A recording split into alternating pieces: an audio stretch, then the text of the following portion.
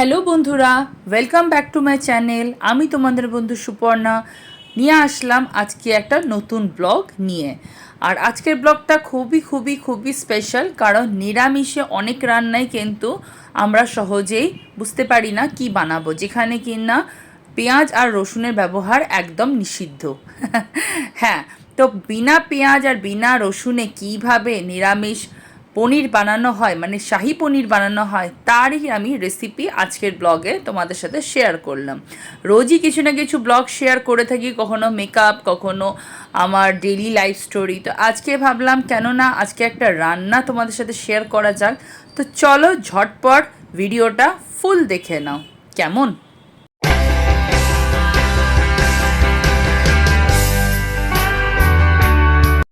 Hello বন্ধুরা, welcome to my YouTube চ্যানেলটি subscribe করো আর সঙ্গে থেকো। শাহি পনির বানানোর জন্য সবার প্রথমে আমি পনিরটাকে এরকম পিস পিস করে কেটে নিয়েছি, কিউব আকারে 200 গ্রামের পনির নিয়েছি। এবার মিক্সারে আমি মশলা রেডি করার জন্য দুটো টমেটোকে ছোট ছোট করে পিস পিস করে কেটে নিয়েছি, আর 8 থেকে 10টা কাজু বাদাম নিয়েছি। মিক্সারে কাজু বাদাম দেওয়ার আগে বেশ খানিকক্ষণ আমি জলে ভিজিয়ে রেখেছিলাম কাজু বাদামটা। এতে কি হয়, ভালো করে পেস্ট বানানো হয়ে যায়। আর আমি দুটো কাঁচা লঙ্কা নিয়েছি, সেটাকে হাফ করে কেটে নিয়েছি। আর 1.5 চা চামচ মতন আমি আদার টুকরো নিয়েছি, সেটাকেও কুচিয়ে নিয়েছি। তো এবারে আমি ভালো করে পেস্টটাকে করে নেব, আর এতে আমি জল ব্যবহার করছি না। ফোড়নের জন্য আমি এখানে 1 চা চামচ গোটা জিরে, একটা শুকনো লঙ্কা, একটা দারচিনি, দুটো এলাচ আর 4টে লবঙ্গ নিয়ে নিয়েছি। এবার আমি মূল রান্না শুরু করে দিলাম। তো প্রথমে কড়াইতে আমি সাদা তেল দিয়েছি। সাদা তেলটা গরম হলে আমি এতে সামান্য একটু নুন দেব, আর সেই নুনেতে আমি ওই কেটে রাখা পনিরটা ভালো করে ভেজে নেব। কারণ আমার পনিরটা এতে কি হবে, ভালো করে নুনের সাথে মিশেও যাবে, আর পনিরগুলো হালকা হালকা করে যখন নাড়াচাড়া করব কড়াইয়ের মধ্যে, তখন লেগে যাবে না। তো আমি ভালো করে নুনটাকে কড়াইয়ের সাথে মিশিয়ে নিচ্ছি, আর তারপরে তেল গরম হয়ে গেছে। এবারে আমি পনিরগুলো একটু একটু করে দিয়ে দেবো।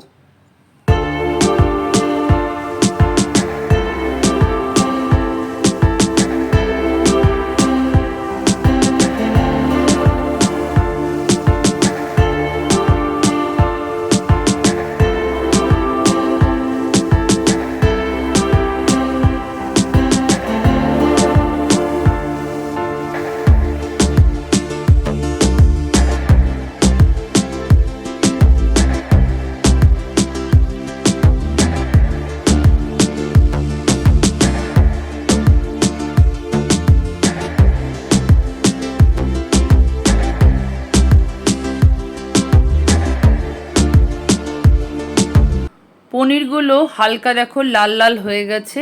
এবারে একটু নেড়ে চেড়ে নিয়েই আমি পনিরগুলো তুলে নেব কড়াই থেকে। বেশি লাল লাল করে ভাজবো না, এতে পনির শক্ত হয়ে যায়। মোটামুটি 1-2 পিঠ লাল লাল একটু হয়ে গেছে। এবার হালকা নেড়ে চেড়ে পনিরগুলো কড়াই থেকে তুলে নেব।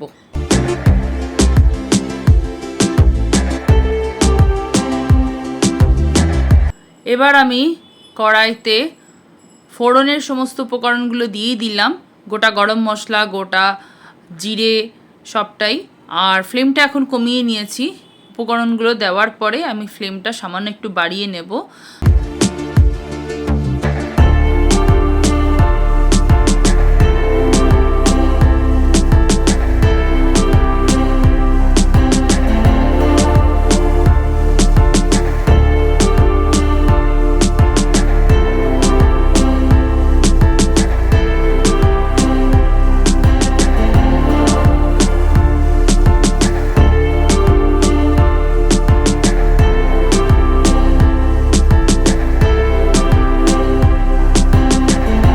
ফোড়ন ভাজা হয়ে গেলে এবারে আমি গুঁড়ো মশলাগুলো অ্যাড করে দিচ্ছি। এখানে 1 চা চামচ হলুদ গুঁড়ো, লঙ্কা গুঁড়ো আর ধনে গুঁড়ো দিয়েছি, আর জিরে গুঁড়ো 1 চা চামচের একটু কম দিলাম।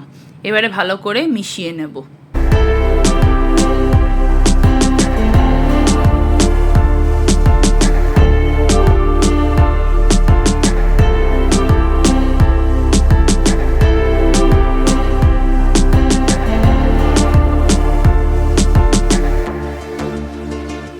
মশলাগুলো দেওয়ার পর যাতে লেগে না যায় তাই সামান্য একটু জল দিলাম। আর এবার আমি ভালো করে মশলাগুলো কষিয়ে নেব।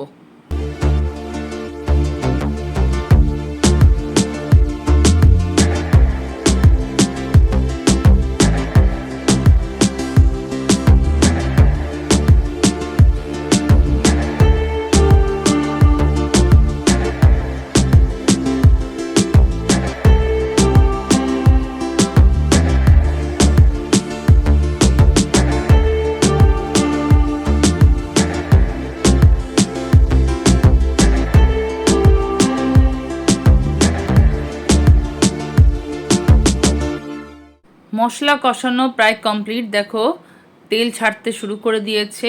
এবার আমি বাটা মশলাগুলো অ্যাড করে নেব আর এবার আমি ভালো করে আবার কষিয়ে নেব।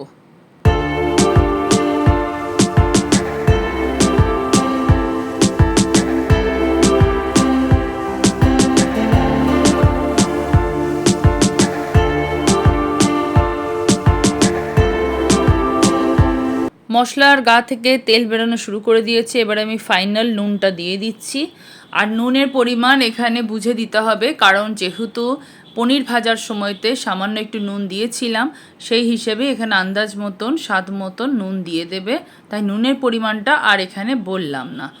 তারপর আমি নুনটাকে ভালো করে মিশিয়ে নিচ্ছি। এরপরে দেব একটুখানি চিনি। চিনি মোটামুটি হাফ চামচের থেকে একটু কমই দেব, কারণ আমি এটাকে মিষ্টি মিষ্টি বানাচ্ছি না, তাই আমি সামান্য একটু চিনিও দিয়ে দিলাম। আর চিনিতে কি হয়, স্বাদটাও ব্যালেন্স থাকে, আর তার সাথে চিনিটা দিলে কালারটাও খুব ভালো আসে।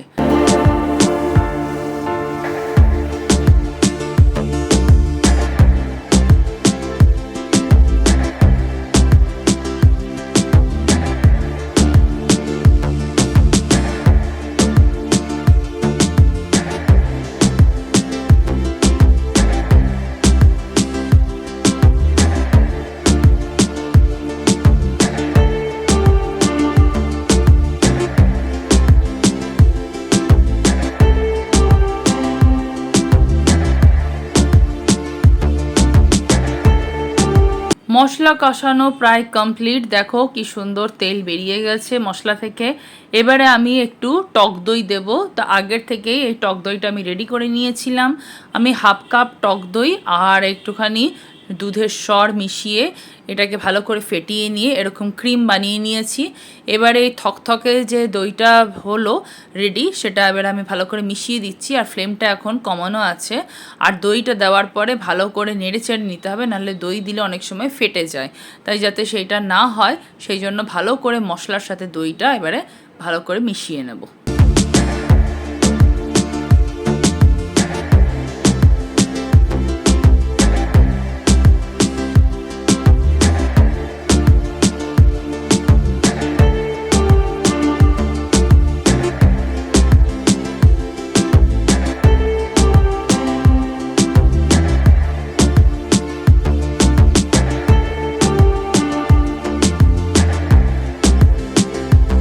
এবার আমি 1 চা চামচ শাহি গরম মশলা দিলাম। তোমাদের কাছে যদি কিচেন কিং মশলা থাকে তাহলে সেটাও দিতে পারো। মশলা আমার একদম রেডি। এবার আমি পনিরগুলো ভালো করে মিশিয়ে নিচ্ছি মশলার সাথে। এবারে মশলা আর পনির একসাথে মিশিয়ে এবার ভালো করে কষিয়ে নেব।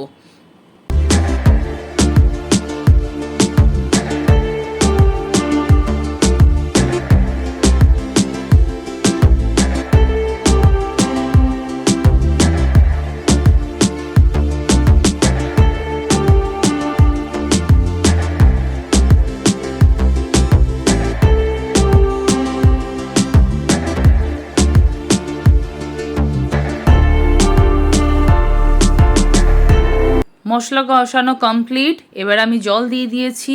তো আমি 1.5 কাপের থেকে একটু কম গরম জল দিয়েছি। এই রান্নাতে ঠান্ডা জল একদমই দেবে না, নয়তো টেস্ট খারাপ হয়ে যাবে, তাই গরম জলই দিতে হবে। তো আমি এখানে 1.25 কাপ মতন আমি গরম জল দিয়ে দিয়েছি।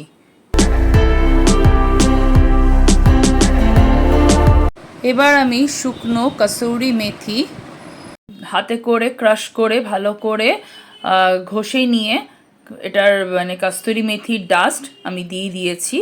আর একটু গ্রেভিটা থকথকে যখন হয়ে যাবে তখন আমি এতে 1 চা চামচ মতন গাওয়া ঘি দিয়ে দেব। গ্রেভি দেখো মোটামুটি থকথকে হয়ে গেছে। এবার আমি ফ্লেমটা বন্ধ করে দিলাম, গ্যাস অফ করে দিয়ে এবারে 1 চা চামচ আমি ঘিটা দিয়ে ভালো করে মিশিয়ে দিচ্ছি।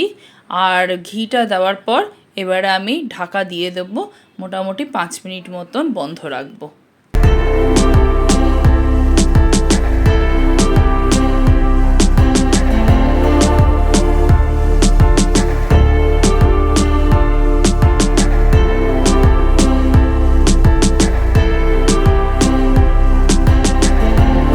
5 মিনিট পর আমি ঢাকনাটা খুলে তোমাদেরকে আমার শাহি পনির দেখিয়ে দিচ্ছি।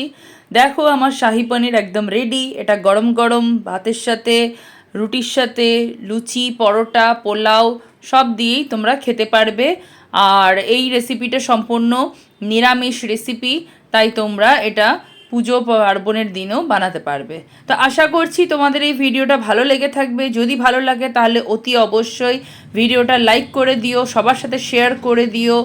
আর তোমাদের কীরকম লাগলো সেটাও অবশ্য কমেন্ট করতে জানিও। আর এরপর আরও অনেক ব্লগ আসবে, বিভিন্ন টাইপের ব্লগ আসবে।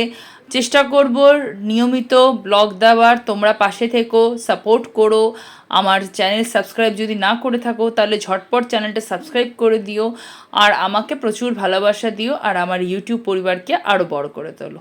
ঠিক আছে, চলো দেখা হবে নতুন ব্লগে। সবাই খুব ভালো থেকো। টাটা।